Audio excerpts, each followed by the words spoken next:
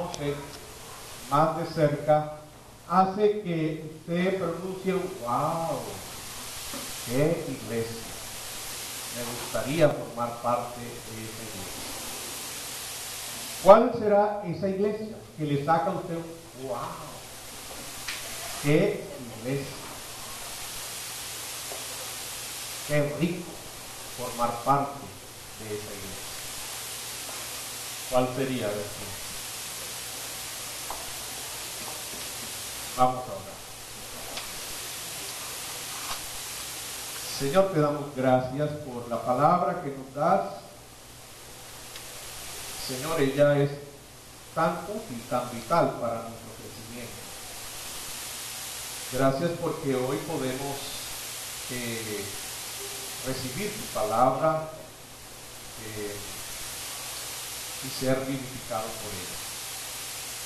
Señor, yo te pido que en el nombre de Jesús tú obres en nuestro corazón, en nuestro entendimiento, a fin de que estemos completamente disponibles desde nuestro corazón para recibir tu palabra. Padre, en el nombre de Jesús, quita todo impedimento. Y quita todo impedimento, Señor, en nuestro corazón, en nuestro cuerpo, en nuestra mente. Obra ahora, Señor, en el nombre de Jesús, por tu Espíritu, y quita todo impedimento, para que recibamos tu palabra.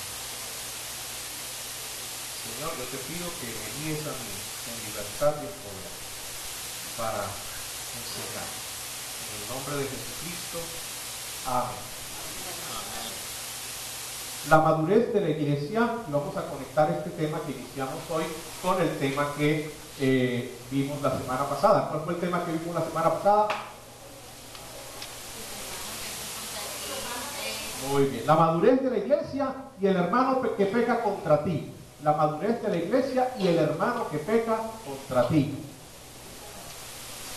Entonces, ¿cuáles son las características de la madurez de la iglesia? ¿Cuáles son las características de una iglesia madura? Esa iglesia que usted le saca un wow. ¿Cuáles son las características de la madurez de la iglesia de Cristo? Bueno, podríamos dar, y la gente podría responder a esta pregunta en muchas y en diversas formas. Algunos dirían, bueno, es la iglesia que congrega a mucha gente y tiene muchos cultos, ¿verdad? Todas las noches tiene un culto y esos son montones de gente. ¿Será? ¿O es esa iglesia que tiene una hermosa capilla? Qué rico ir allá todos los domingos. ¡Ay, qué comodidad! No tenemos como en coinonía que salir así porque no hay espacio para caminar entre las sillas, ¿verdad? Uy, esa sala cuna para mis hijos, ¡qué maravilla! ¿Será esa la iglesia madura? ¿Será la iglesia que tiene muchos ministerios bien desarrollados, muy profesionales, y tienen programas por la radio, por los canales nacionales, por la televisión, y publica artículos por el Heraldo? ¿Será esa la iglesia madura? ¿Será la iglesia que tiene un pastor con una predicación bien poderosa, ¿verdad? Que no solamente abre la boca y la gente se cae? ¿Será la iglesia que tiene mucho dinero, le entran buenos diezmos, buenas primicias, buenas siembras, etcétera, etcétera? ¿Cuál es la iglesia realmente madura según las enseñanzas de Jesús y de los apóstoles en el Nuevo Testamento? En el Nuevo Testamento hay tres características que sobresalen sobre otras. Tres características que sobresalen sobre otras y que señalan la madurez de una iglesia. ¿Cuáles son esas tres características? Ustedes que han leído el Nuevo Testamento una y otra vez, ¿cuáles son esas tres características que sobresalen sobre otras y que señalan la madurez de la iglesia de Cristo? ¿Cuáles son? El amor, muy bien. La fe, y una tercera, la esperanza. El amor, la fe y la esperanza. Primera de Corintios 13, ¿qué dice? Primera de Corintios 13, ¿qué dice?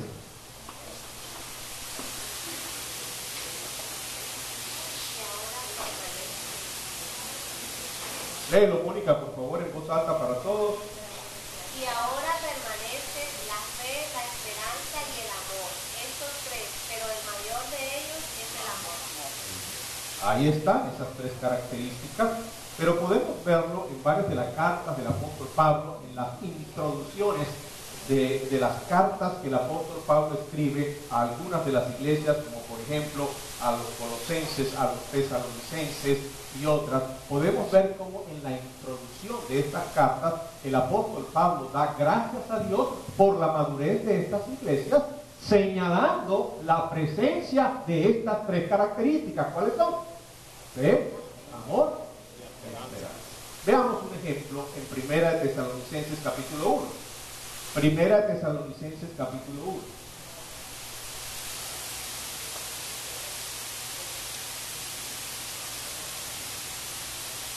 ¿Qué dice Primera de Tesalonicenses capítulo 1, versículos 3 y 4? A ver, alguien lea en voz alta para todos. Capítulo 1 de Primera de Tesalonicenses, versículos 3 y 4. ¿Qué dice?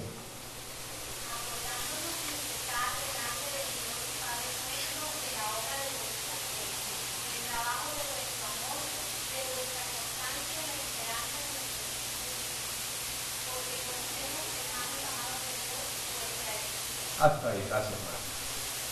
Realmente es 2 y 3. 2 y 3. Miren el 2 cómo comienza. Comienza con la expresión de acción de gracias. Damos siempre gracias a Dios por todos vosotros, haciendo memoria de vosotros en nuestras oraciones, acordándonos sin cesar. Qué bonito eso, ¿verdad? El apóstol Pablo está acordándose de la comunidad creyente, de los creyentes allá en Tesalónica, y cuando se acuerda de ellos, da gracias a Dios por ellos.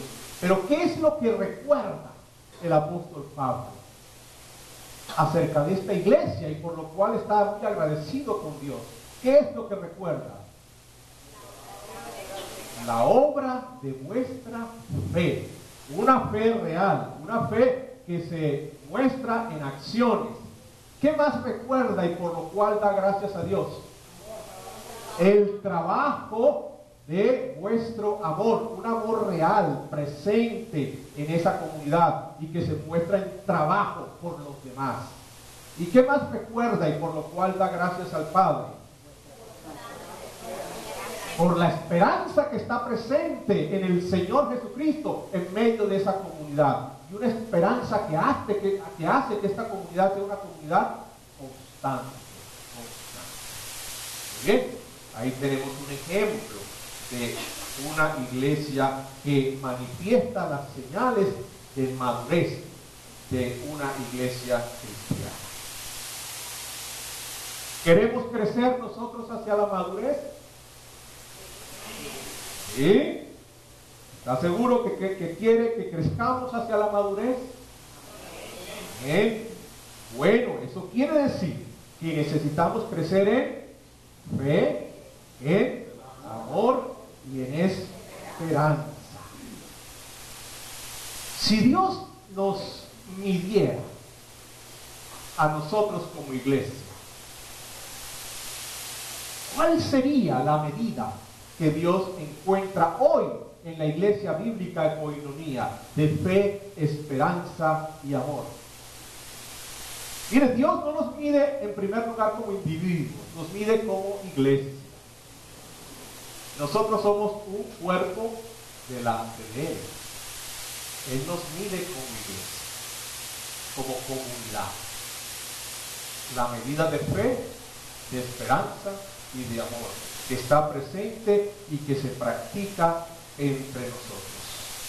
Entonces nuestra relación con Dios debe crecer sobre todo lo demás como una relación de fe, una relación de amor y una relación de esperanza. Nuestra relación con Dios debe crecer como una relación de fe, de amor y de esperanza. Y aquí es importante que pensemos esto a la luz de tres identidades que hemos recibido como seguidores de Jesucristo. Como seguidores de Jesucristo nosotros hemos llegado a ser hijos de Dios, ¿verdad? Hijos de Dios. Como seguidores de Jesucristo hemos llegado a ser, ¿qué? Los unos con los otros, hermanos. Pero también como seguidores de Jesucristo hemos venido a ser, ¿qué? Siervos o servidores. Entonces, los que estamos acá, que hemos creído en nuestro Señor Jesucristo, somos hijos, amados de Dios, hijas, amadas de Dios. Somos hermanos en Cristo y somos servidores o siervos de Cristo y los unos de los otros. Eso es usted, eso soy yo, eso somos nosotros. Esa es nuestra identidad en Cristo. Y así tenemos que definirnos a nosotros mismos y vernos a nosotros mismos. ¿Verdad? ¿Cómo veo a Wilfrido?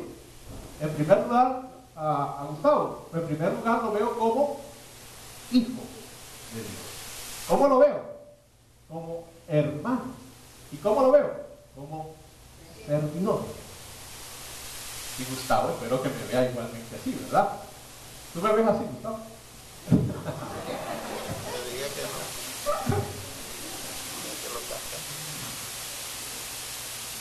Entonces, primero y mayormente es necesario que crezcas en una relación con Dios como hijo o como hija, antes que como hermano y antes que como. En primer lugar, es necesario e importante que crezcas en tu relación con Dios como hijo o hija. Tener una relación con Dios como individuos y como comunidad, como hijos, en fe, en esperanza y en amor. Y cuando tenemos esa relación con Dios y estamos creciendo en esa relación con Dios como hijos, en fe, en esperanza y en amor, entonces vamos a ser, como resultado y como consecuencia de esto, vamos a ser buenos hermanos. Y vamos a ser buenos siervos. Pero si no estamos creciendo como hijos, como hijas, en una relación de amor, de fe y de esperanza con Dios, no vamos a ser muy buenos hermanos. Ni vamos a ser tampoco muy buenos siervos. Vamos a hacernos daño como hermanos y aún a través de nuestro servicio vamos a hacer daño. Es importante que crezcamos entonces como hijos, como hijos, en fe, en esperanza y en amor. Muy bien. Vamos entonces a hablar en primer lugar de la característica del amor, esta señal de madurez, el amor. Pero vamos a hablar del amor como señal de la madurez cristiana aplicado a esa realidad de la cual hablábamos el domingo pasado, que todavía es común en la iglesia. ¿Cuál es esa realidad? Que todavía pasa, acontece, es común en la iglesia y que muestra que necesitamos crecer. ¿Cuál es esa realidad de la que hablábamos el domingo pasado? Que mi hermano peca contra mí, que mi hermano peca contra mí, todavía usted peca contra mí y yo todavía peco contra usted, lo cual muestra que necesitamos como comunidad ¿qué? Crecer. Y mientras estamos creciendo, todavía yo peco contra usted y usted peca contra mí. ¿Cómo practicamos el amor y cómo crecemos en amor en medio de esa realidad? ¿Cuál realidad? La realidad de que todavía pecamos el uno contra el otro. Yo le invito entonces a mirar primero Efesios capítulo 4. Efesios capítulo 4.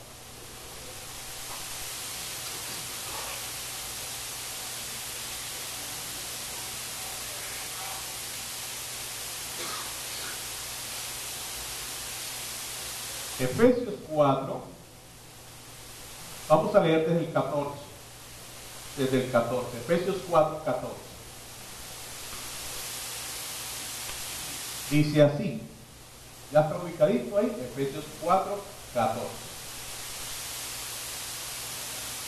Bueno, vamos a ver desde el 13, hasta que todos lleguemos, 13, hasta que todos lleguemos, miren, ahí está hablando del crecimiento, hasta que todos lleguemos a la unidad de la fe y del conocimiento del Hijo de Dios, a un varón perfecto, a la medida de la estatura de la plenitud de Cristo, para que ya no seamos niños fluctuantes, llevados por doquiera de todo viento de doctrina, por estratagema de hombres que para engañar emplean con astucia las artimañas del error, sino que, ¿qué cosa? Sino que siguiendo la verdad en amor, sino que siguiendo la verdad en amor, ¿qué pasará? Siguiendo la verdad en amor, crezcamos.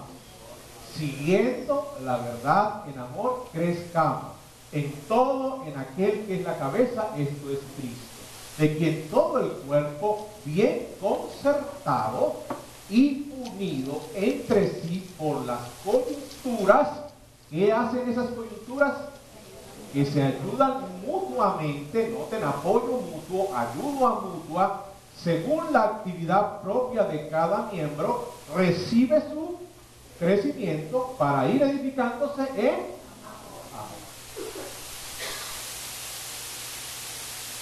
Entonces el apóstol Pablo, la palabra de Dios nos recuerda aquí que el cuerpo de Cristo, nosotros, la comunidad de fe, la comunidad creyente en Cristo, crece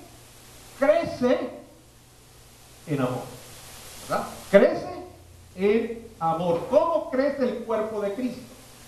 ¿Cómo crece la comunidad y todos los miembros que forman parte de ella?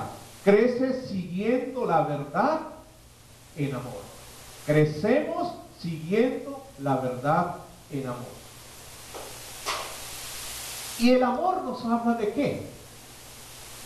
Cuando la Escritura nos habla del amor, pues nos está hablando de relaciones interpersonales, ¿verdad? ¿Cómo va a practicar usted el amor si vive solo? El amor es de naturaleza relacional. Para que exista amor se necesitan ¿qué? Dos personas o más. El amor es en esencia relacional.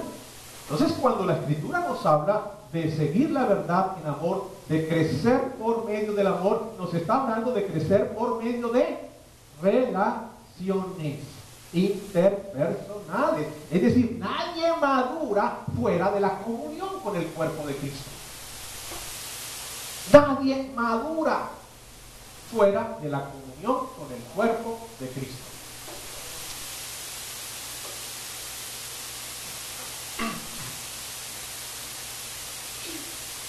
Aunque en el cuerpo de Cristo todavía vivamos esa realidad. ¿Cuál realidad? Que los unos pequemos contra los otros. Pero aún esa realidad de que los unos pequemos contra otros es necesaria para nuestro crecimiento, como vamos a mirar. Pero lo cierto es que usted no crece, usted no madura espiritualmente fuera de la comunión con el cuerpo de Cristo. Fuera de pasma. ¿Fuera de qué? Se pasma. Se pasma, ¿verdad? El crecimiento y la madurez es relacional. Crecemos y maduramos por medio de relaciones con otros, siguiendo la verdad en amor.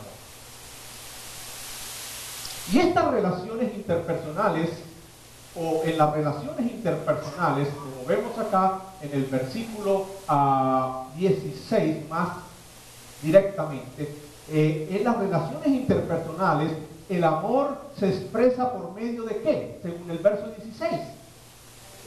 Por medio de la ayuda mutua, según la actividad propia de cada miembro. El amor se expresa en la ayuda mutua. Entonces, ¿qué quiere decir? Yo soy una persona necesitada ¿de qué? De ayuda. Yo, el pastor Milton, es una persona necesitada. ¿De la ayuda de quién? Ustedes. ¿Y ustedes son personas necesitadas de la ayuda de quién? De Milton, sí, pero ¿de quién más? Del que está a su lado, detrás de usted, delante de usted, de los demás de la comunidad. Somos personas necesitadas. De pronto algunos de ustedes hasta hoy estaban convencidos que usted no necesitaba de nadie.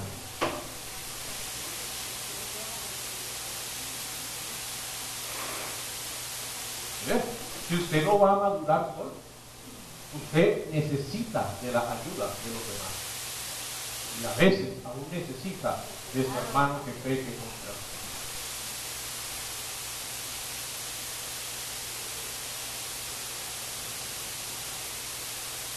Cuando un hermano peca contra ti, que fue el tema que iniciamos la semana pasada, lo que debemos saber es que este hermano que pecó contra ti es un hermano necesitado ¿de qué? ¿Necesitado de qué? De tu ayuda. El hermano que pecó contra ti, el hermano que ha pecado contra ti, es un hermano que necesita de ayuda. Pero más que necesitar de ayuda, necesita de la ayuda de quién? De tu ayuda. De tu ayuda, que ha sido el ofendido. El agresor necesita la ayuda del agredido.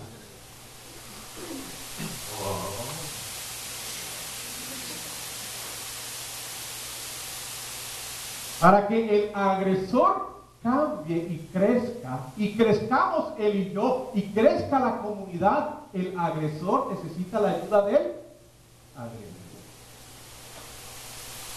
¿Cómo amamos al agresor? Mateo capítulo 18. Miremos Mateo capítulo 18, que fue el pasaje que estuvimos examinando la semana pasada. Mateo capítulo 18. ¿Cómo amamos al agresor y ayudamos al agresor? A mi hermano que pecó o peca contra mí. Mateo 18. Leamos el versículo. Leamos el versículo todo. A ver, a una sola voz. Leámoslo y luego vamos a pedir que alguno lo pueda decir de memoria. Por tanto, si tu hermano peca contra ti, ve y repréndele, estando tú y él solos. Si te oyere, has ganado a tu hermano. Mas si no te oyere, toma aún contigo a uno o dos, para que en boca de 2 o 3 testigos conste toda palabra. Si no los oyere a ellos, dilo a la iglesia. Y si no oyere a la iglesia, tenle por gentil y publicano. Pongamos ahí la sombrita del Papa para escuchar algunos que puedan decirlo ya memorizado. A ver, vamos a ver quién puede decirlo completo o lo vamos construyendo entre todos. Entonces yo comienzo. Si tu hermano peca contra ti. Muy bien, ¿qué sigue? Si te oyere, has ganado a tu hermano. ¿Qué sigue? 2 o 3. Para que en boca de 2 o 3 conste toda palabra. Muy bien, ¿qué sigue? Y por allá atrás. Y si no los oyere a ellos, dilo a la iglesia. ¿Qué más sigue? La última parte. Y si no oyere la iglesia, tenle por y maravilloso, felicitaciones. ¿Cómo aprendemos de bien las escrituras? Recitamos, pero no practicamos. Bueno, ya lo sabemos de memoria, ahora practiquemos. ¿Qué hacer cuando tu hermano peca contra ti? ¿Qué hacer cuando tu hermano peca contra ti? Y es bien importante resaltar el hecho de que Jesús menciona la palabra hermano, ¿verdad? Jesús menciona la palabra hermano. Jesús no dice qué hacer cuando alguien peca contra ti, sino qué hacer cuando tu hermano peca contra ti. Como decíamos la semana pasada, Jesús es más realista que nosotros. Jesús sí sabe que nosotros pecamos uno contra otro. Algunos de nosotros pensamos que eso nunca va a suceder. Jesús es más realista que nosotros mismos. Es tu hermano. ¿Quién es el que peca contra ti? ¿Quién es el que peca contra ti? Es tu hermano, es tu hermano.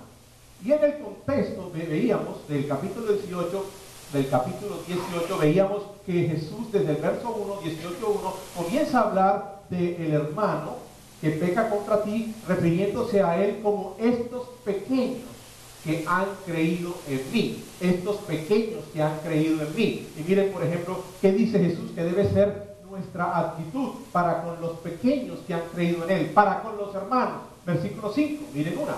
¿Qué dice?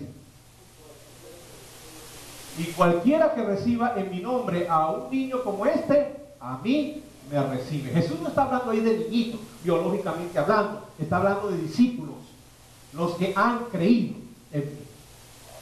Pero ¿qué dice Jesús? Que cualquiera que recibe en mi nombre a uno de estos pequeños que han creído en mí, no recibe a él, me recibe a mí. ¿Verdad? Dice Jesús, a mí me recibe, a mí me recibe. En otras palabras, lo que hagas a tu hermano que ha pecado contra ti, lo haces para con Dios, o lo haces a Dios, lo haces a Dios. Eso es bien importante. Como hemos dicho, el hermano que peca contra ti tiene un hijo padre. El papá de ella es el papá tuyo. Tenemos un mismo papá, él y yo.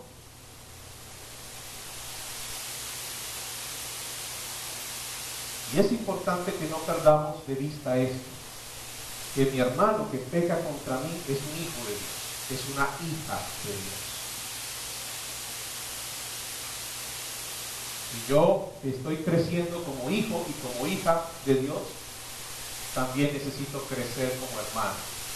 Y él necesita crecer como hijo e hija y necesita crecer también como hermano.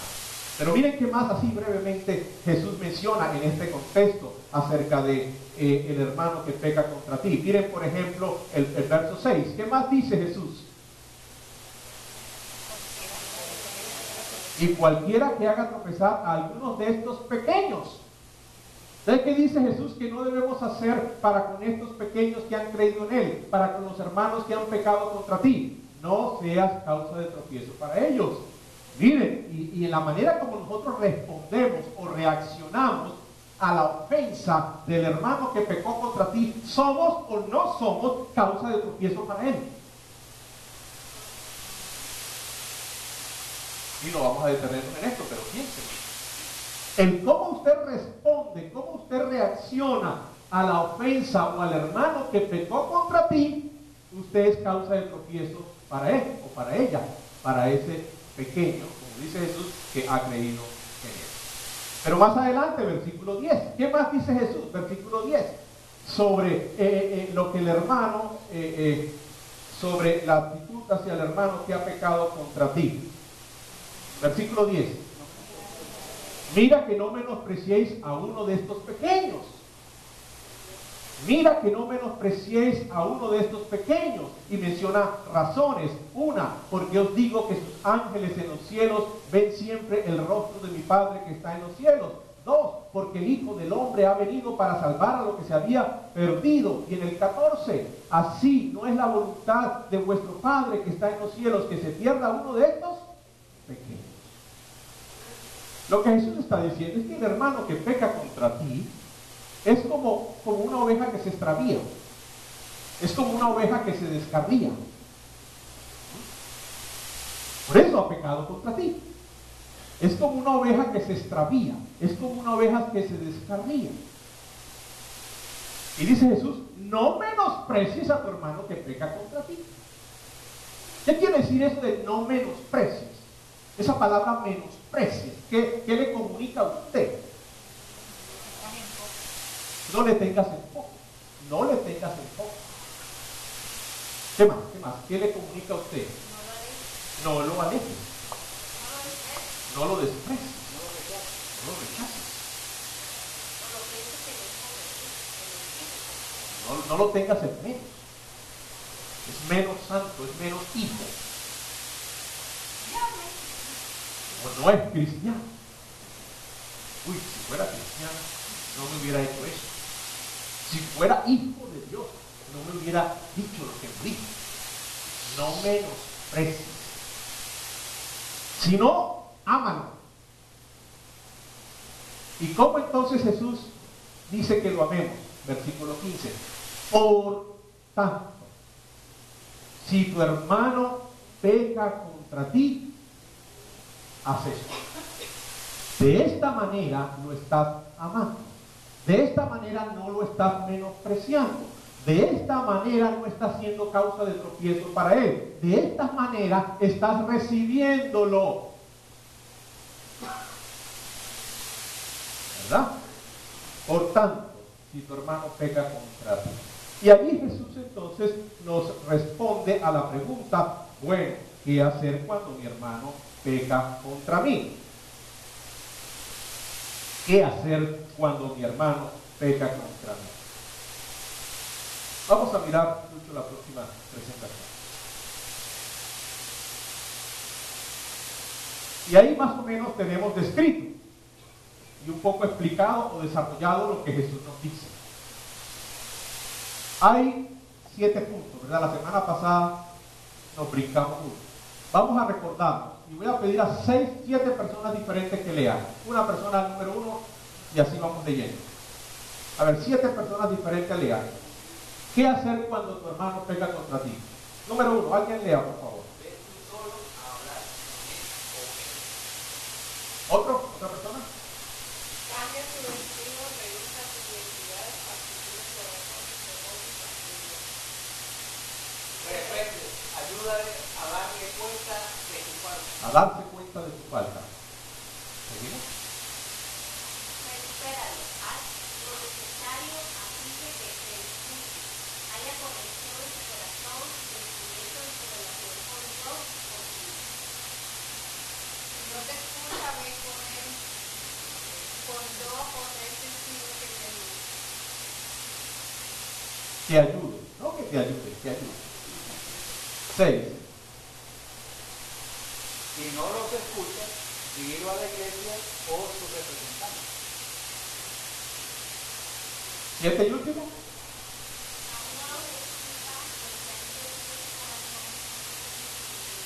Muy bien. La semana pasada, antes no hay mucho, gracias. La semana pasada decíamos que nosotros hacemos todos al revés, ¿verdad? Todos lo hacemos al revés. ¿Por qué todavía nos hace falta crecer? Nos hace falta crecer, por eso todavía nosotros la embarramos. Hacemos las cosas al revés y nos causamos tanto dolor y tantas complicaciones. Hacemos las cosas al revés. Decíamos que cuando mi hermano peca contra mí, ¿qué es lo primero que nosotros hacemos? Normalmente brincamos al séptimo, ¿verdad? Es decir, ya nos separamos, no le hablamos más, no lo llamamos más, no nos juntamos más con él. Enseguida brincamos al sexto. Séptimo. Es lo que generalmente se hace, ¿sí o no? O al sexto. Brincamos al sexto. Entonces comienzo a contarle a Mónica y aquí a Rosita y a Gustavo, mira lo que me pasó con Luchito y tal. Denle cuidado, denle cuidado. ¿Para qué? Para que Rosita, Mónica y Gustavo, ¿qué? No, se solidaricen conmigo y no se junten con Luchito. ¿Sí ven? ¿Cómo somos de carnal? Todavía nos falta crecer, nos falta crecer. ¿Verdad? Bueno. Entonces Jesús, en primer lugar, nos da un mandamiento. Es un mandamiento, miren esto, es un mandamiento de Jesús. Por eso decíamos que el mandamiento menos puesto en práctica por los cristianos en el mundo es ese. Es un mandamiento, no es un consejo. Jesús no nos está dando un consejo. Es que empiece. Si Martín peca contra ti, yo te aconsejo. No es un consejo, es un mandamiento de Jesús. ¿Verdad? Es un mandamiento de Jesús.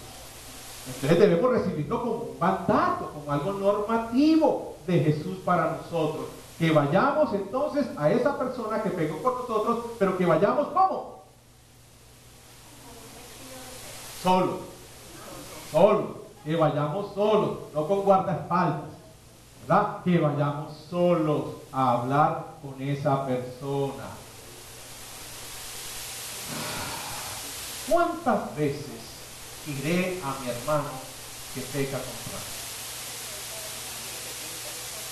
Todas las que sean necesarias. Solo. ¿Cuántas veces iré solo a mi hermano que peca contra mí? Una y otra vez, las veces que sea necesaria. No es que ya yo fui y hablé con él 5 minutos. Usted ya toca pasar el paso séptimo.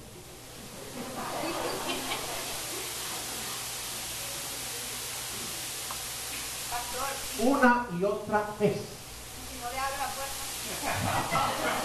Vuelve otro día y le lleva una copa. Bueno, una y otra vez, las veces que sea necesario. ¿Hay límites? Sí, hay límites, claro que sí hay límites. Y ahí nos muestra, hay límites, sí hay límites. Cuando su corazón se endurece, ya es otro el caminar, otro el caminar. De hecho, en lo que Jesús nos está diciendo, en cómo responder al hermano que peca contra mí, casi hay 2 procesos. No sé si lo han notado. Hay 2 procesos. Ahí hay 2 procesos.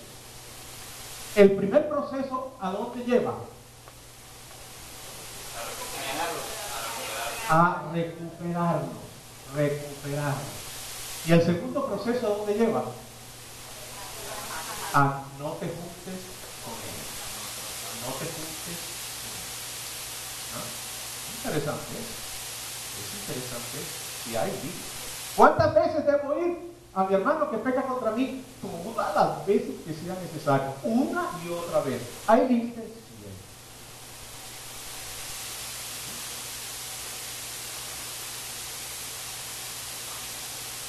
hay. En segundo lugar, hemos dicho, cambia tu vestido.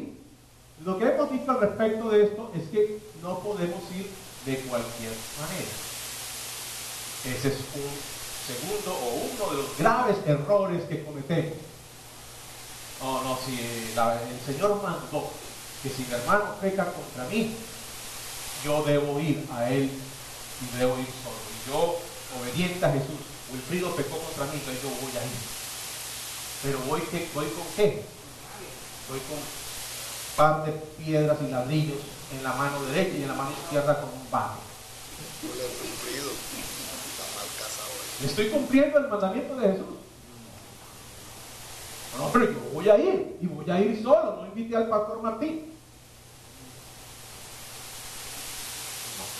Es necesario un cambio de vestido, La semana pasada decíamos acá que hay muchas funciones en la vida que se llevan a cabo a través de un cambio de vestido, ¿verdad? Recuerden que decíamos que la Mari, la doctora, la enfermera, Jennifer, no pueden atender a un paciente en el hospital de cualquier manera. Tienen que usar el vestido apropiado para entonces darle la atención al paciente. Esta semana yo estuve ahí en una camilla, en un consultorio, me estaban aplicando un suelo ahí, y ahí estaba la enfermera, bien bonita, arreglada, con su vestido blanco, aplicando estos suelos. Cambia tu vestido, no podemos ir de cualquier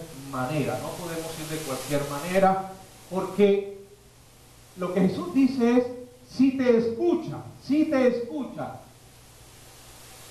Es decir, hay un objetivo aquí. ¿Cuál es el objetivo? Que el hermano que pecó contra mí, la hermana que pecó contra mí, y ese puede ser, como hemos dicho, puede ser tu papá, tu mamá, tu hijo, el pastor, otro hermano de la iglesia, etc. Tu hermano pecó contra ti. Tú vas con el propósito de que te escuche, si te escucha, si te oye. Pero es cierto que depende cómo vayamos, ¿qué puede pasar? ¿Su corazón se abre para escucharme o su corazón se cierra para no oír nada? Es importante cómo vamos. Es importante cómo vamos. Y es importante que nos cambiemos el vestido. Próxima presentación, Gloria, ¿vas a decir algo? También aplicaría para el que no es ciudadano, para que no. Los principios tienen una aplicación general, pero no completa. Es decir, es diferente. Es diferente. Los principios de Dios pueden tener una aplicación general, pero no es igual, no es lo mismo. Porque, y ahorita lo vamos a ver más cuando hablemos del tema del pecado, ¿verdad? No es lo mismo, no es lo mismo. Estamos hablando de las relaciones en la comunidad de la fe, no relaciones con los que no forman parte de la comunidad de la fe, aunque estos principios son sabiduría de aplicación general, pero no son exactamente la misma situación. Bueno, entonces debemos experimentar un cambio de vestido. Alguien lea por favor la cita. Alguien lea la cita que está ahí en el tablero. Vestidos pues como escogido de Dios, santos y amados, de entrañable misericordia, de benignidad, de humildad, de mansedumbre, de paciencia, soportando unos a otros y perdonando unos a otros. Si alguno tuviera queja contra otro, de la manera que Cristo os perdonó, así también hacedlo vosotros. Sobre todas estas cosas, vestidos de amor, que es el vínculo perfecto. Muy bien. Entonces, ¿cuál es el vestido con el que debemos ir? Las palabras que están en rojo describen el vestido con el que usted debe ir. De misericordia. Ahora, pero lo más seguro es que usted necesita quitarse un vestido y ponerse este otro, ¿verdad? Todo el contexto no lo leímos, pero el contexto también nos habla de quítese, quita de ti, ¿qué cosa? Quita de ti, ¿qué cosa? La ira, el enojo, la malicia, la maledicencia, la amargura, el rencor. Quita de ti esto y vístete de esto. Si yo voy con ira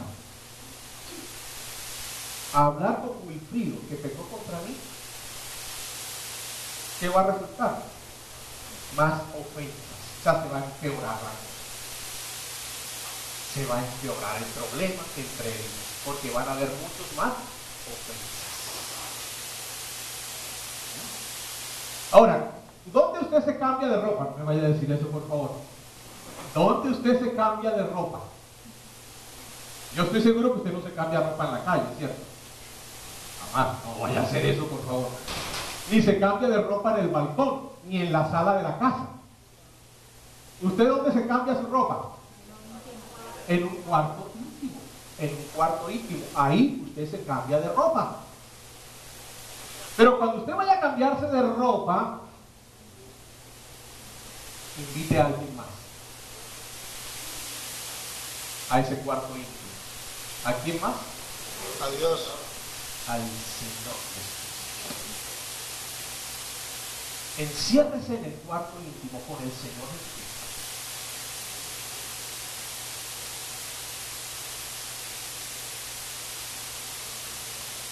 En la presencia de Él, cámbiese de ropa. Y con la ayuda de Él, cámbiese de ropa. ¿Cuánto tiempo le tomará cambiarse de ropa? A algunos les va a tomar más de un rato y más de unos días. Pero cámbiese de ropa antes de ir a hablar con el hermano que pecó contra usted.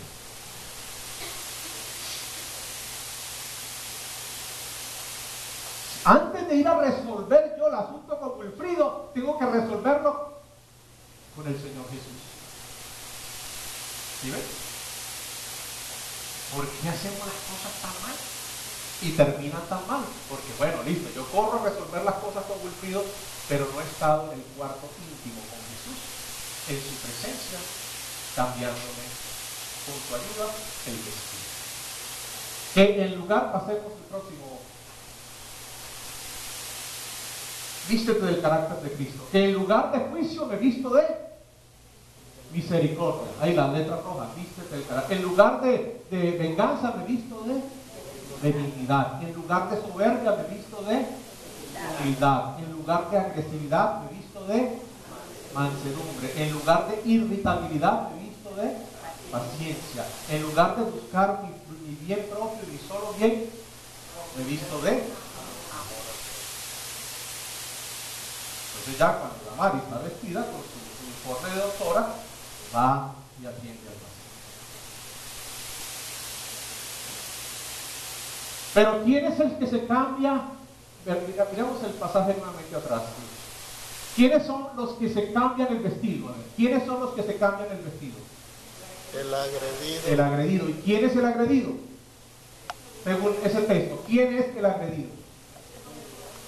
¿Ah? Es un escogido de Dios, es un santo de Dios y es un hijo o una hija amada de Dios. Mire, usted no se va a cambiar el vestido nunca si usted no acepta, entiende quién es usted. Si usted está pensando de que usted es esa pobre víctima abusada y agredida por su ofensor, yo sé cuál vestido se va a poner usted. ¿Cuál vestido se va a poner? El del justiciero vengador. Pero si usted se ve a sí mismo como debe verse a sí mismo, no a través de la ofensa del hermano, sino a través de la obra de Cristo y de la gracia de Jesucristo, ¿cómo se va a ver usted? Escogido de Dios, amado de Dios y hijo amado de Dios. Entonces, como santo, escogido e hijo amado de Dios, me pongo el vestido que corresponde. Y cuando ya me pongo el vestido que me corresponde, estoy habilitado y capacitado ¿para qué? Para llevar a cabo el propósito de Cristo y hacer la obra de Cristo, lo cual tiene que ver con soportar y perdonar.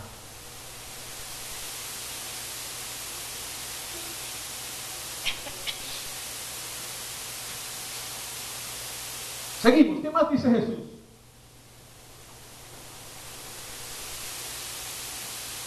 Jesús dice, bueno, ve tú a solas a hablar con él. Y vea qué es la palabra que usa la Reina Valera que debemos hacer. Ve y reprende. Ve y reprende. Pasa la otra vez. Ve y reprende. Ve y reprende.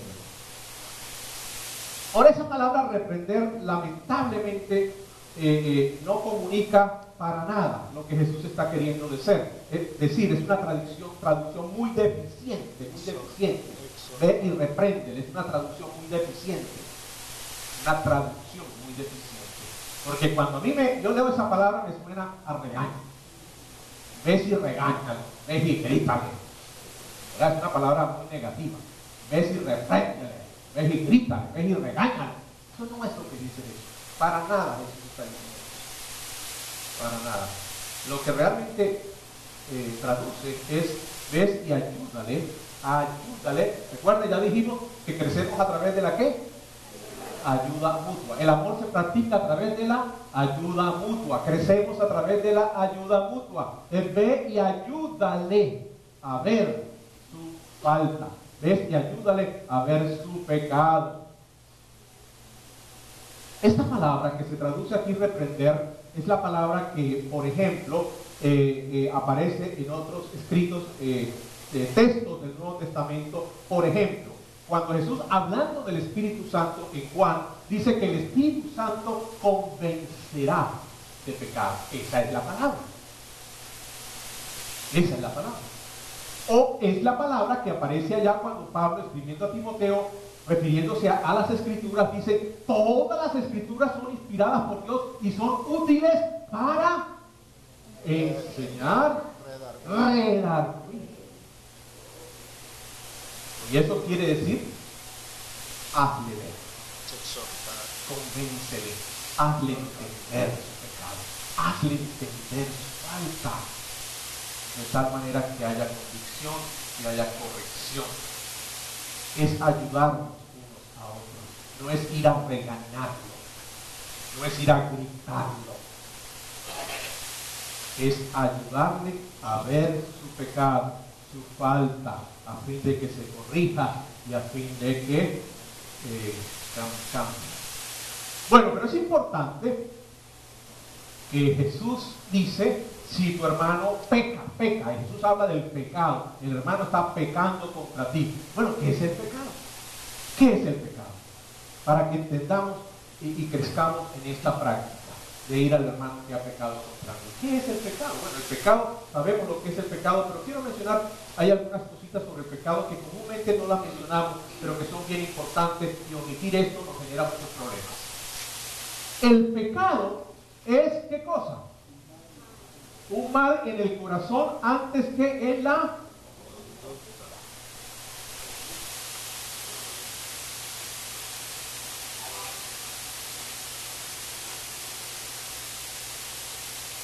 El pecado es un mal en el corazón antes que en la conducta. Es decir, el pecado es algo interno antes que externo.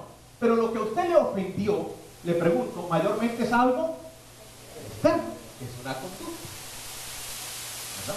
Es una conducta. Algo que hizo o algo que dejó de hacer. Algo que dijo o algo que dejó de decir. Eso fue lo que directamente a usted le ofendió. Pero miren, el pecado mayor no es lo externo, no es la conducta. El pecado mayor es interno. Jesús habla de que el pecado de dentro sale, del corazón sale. El pecado, en primer lugar, sale de dentro del corazón, de dentro del corazón. Si nosotros cuando vamos a el hermano que pecó contra mí, solamente vamos pensando en la conducta y en lo externo, ¿creen que vamos a poder ayudarle? Algo sí, pero no mucho. Algo sí, pero no mucho.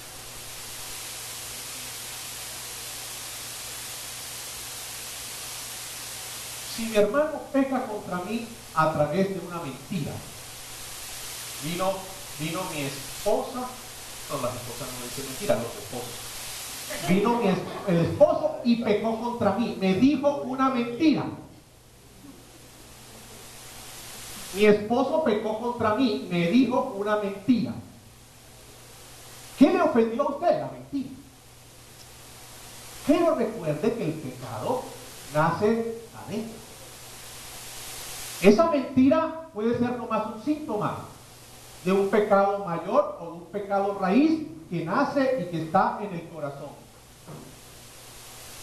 ¿Cómo voy a ayudar a mi hermano que peque contra mí? Si no entiendo el pecado que se origina en su corazón. Si ven que ese ir a mi hermano que peca contra mí no es 3 minutos, chao, chao, ya cumplí. Habla de diálogo, de conversación, de dedicarnos tiempo. ¿Qué hay detrás mayormente de del esposo que miente a su esposa, pecando contra ella? Generalmente, ¿qué hay detrás de eso? ¿Cuál es el pecado raíz? El pecado que nace, de cuál principia el pecado de la mentira. Mayormente es incredulidad. Mayormente es incredulidad. Mayormente las personas mienten por incredulidad.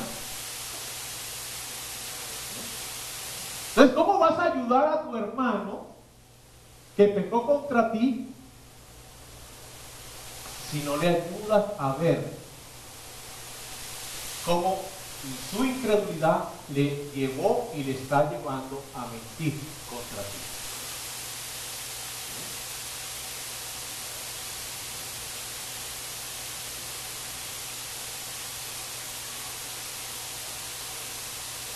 ¿Qué más sobre el pecado?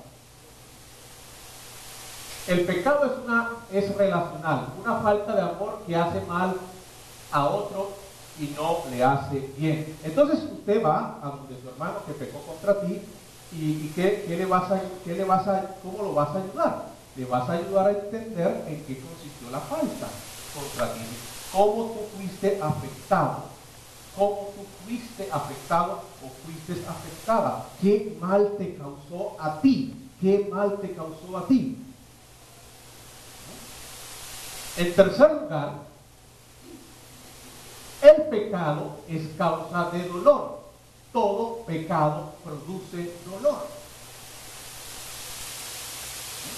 Todo pecado produce dolor. Algunos lo negamos, pero la realidad es que todo pecado produce dolor. Todo pecado produce una herida. Y toda herida es dolorosa. Entonces, ¿cómo vas a ayudar a tu hermano que pecó contra ti? A entender su pecado. Tú vas a expresarle también, ¿tú qué? Dolor. Vas a expresarle tu dolor. ¿Cómo su falta produjo dolor en ti? ¿Y qué dolor produjo en ti? Le vas a expresar tu dolor a causa de su conducta. Pues todo pecado produce dolor. Y en cuarto lugar, no luchar contra la persona que pecó, sino contra el pecado que está en él o en ella. Cuando alguien peca contra ti, eso lo volvemos enseguida, ¿qué cosa? Una guerra entre ellos. Una guerra entre ellos. Ya es mi enemigo. Ya es mi enemiga. ¿Verdad? Y la cosa es tan interesante y tan curiosa que me levanto en la mañana enamorado de mi esposa y viene mi esposa y dice algo y ya se volvió mi enemiga. Se volvió mi enemiga. No, tenemos que cambiar eso. No es un asunto contra la persona. Nuestro enemigo no es mi ofensor. ¿Qué es el enemigo? El enemigo es el pecado. No es la persona. El enemigo es el pecado, no la persona. Entonces no luches con la persona que pecó contra ti, sino con el pecado que está en él o en ella. Y en esto es bien importante entonces que no nos veamos como víctimas. No hay una víctima y un agresor. No hay una víctima y un agresor. Ambos, el agresor y el agredido, somos víctimas del pecado que hay en nosotros. Y gracias damos a Jesucristo, por quien el pecado es vencido y la herida es sanada.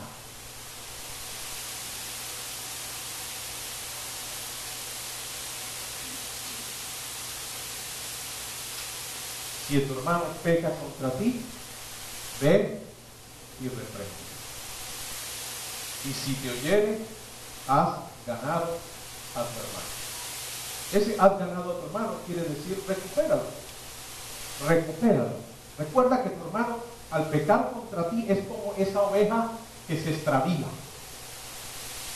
Cuando él peca contra ti, es como una oveja que se extravía. Y el propósito de Dios es que lo recuperes. Tú que has sido ofendido, lo recuperes para la comunión con Dios y la comunión contigo y el cuerpo de Cristo. Y ese es el propósito de Dios. Y en ese proceso crecemos. Crece la persona, crece el ofensor, crece el ofendido y crecemos como comunidad de la fe. Crecemos en la madurez. Una comunidad que aprende a practicar el amor y que aprende a practicar el amor tal vez en el mayor desafío que hay para el amor. Y el mayor desafío que hay para el amor es ¿cuál? La ofensa del hermano contra ti. Vamos a orar.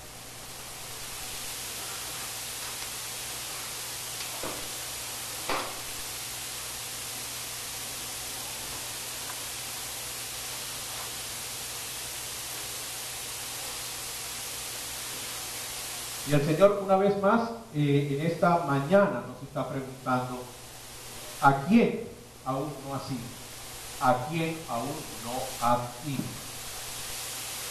Que ha pecado contra ti.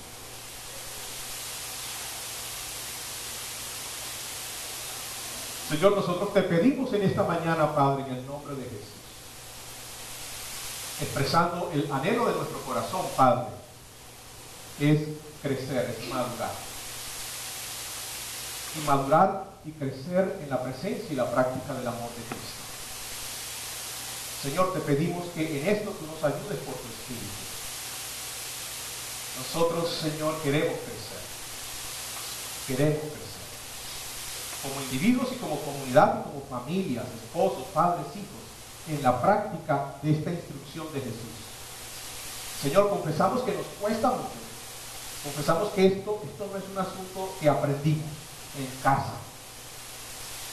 La cultura no nos enseña esto, el colegio no nos enseña esto, nadie nos enseña esto. Esto es algo de Cristo, una nueva manera de ver al ofensor y de responder a la ofensa. Señor, yo te pido que en el nombre de Jesús nos des la medida de gracia y amor suficiente y necesaria para responder, y un espíritu humilde y obediente para practicar estas cosas. Señor, yo no sé, tal vez esta tarde alguien pecará contra mí, tal vez mañana lunes, o contra ti. Pero el Señor ya te ha dicho qué hacer. Ves y haz. Ves y haz. Que el Señor está aquí. Porque el Señor quiere bendecir a tu ofensor y quiere bendecirte a ti como ofendido. Y el Señor quiere que juntos crezcamos. Una iglesia que comunica una señal de madurez, y es el amor. El amor hacia quienes han pecado contra nosotros. Gracias, Padre. Muchas gracias por tu palabra, Señor. Guárdanos ahora en tu paz, en tu bendición. Señor, guíanos esta semana, Padre, por favor. Guárdanos del maligno. Ayúdanos a hacer tu voluntad y a crecer, Señor, como hijos amados, antes que como hermanos y siervos. En el nombre de Jesucristo. Amén. Amén. Saludémonos unos a otros.